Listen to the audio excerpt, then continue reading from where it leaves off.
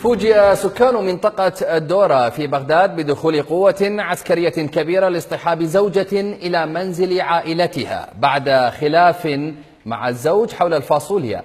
ويقول شهود إن الزوجة اتصلت بشقيقيها اللذين يعملان في اللواء الرئاسي فجاءوا على رأس قوة كبيرة لم تسمح للزوج حتى بإبداء رأيه. ميناس السهيل كان حاضرا.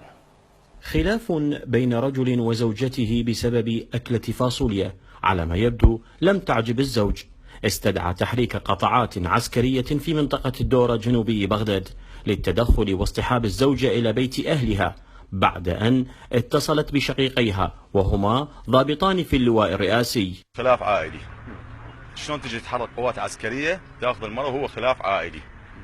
يعني على أي أساس الجيش هل وجد مكافحة الإرهاب أو وجد الخلافات العائلية؟ وإذا أخوانها ضباط باللواء رئاسة الجمهورية يستخدمون صفتهم العسكرية يجون يأخذون المرأة ويروحون، فأنا ناشد الحكومة وناشد قيادة عمليات بغداد ورئاسة الوزراء ورئاسة الجمهورية أن تتدخل بهالموضوع. هذا اللي عندي أنا أقدر أقوله، وارد أحمي نفسهم من عندهم. لأن اللي يجيب قوة عسكرية يأخذ أخته احتمال يطلع بالشارع يتعرض بأنه تهمة إرهاب أو مشتبه به.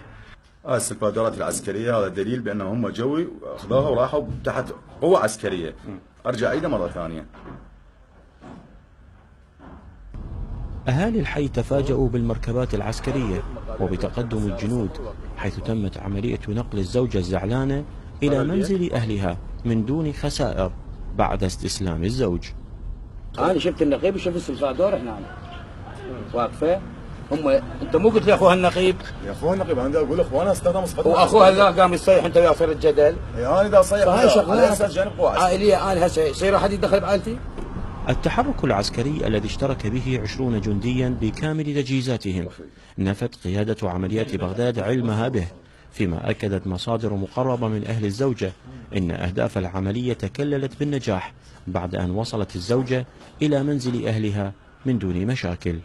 الزوج تقدم بشكوى إلى الشرطة وتساءل في لائحة الشكوى كيف لقوات مسلحة التدخل في خلافات زوجية. للشرقية نيوز، ميناس السهيل، بغداد. بهذا مشاهدينا نصل وإياكم إلى ختام هذا الحصاد. تقبلوا من الجميع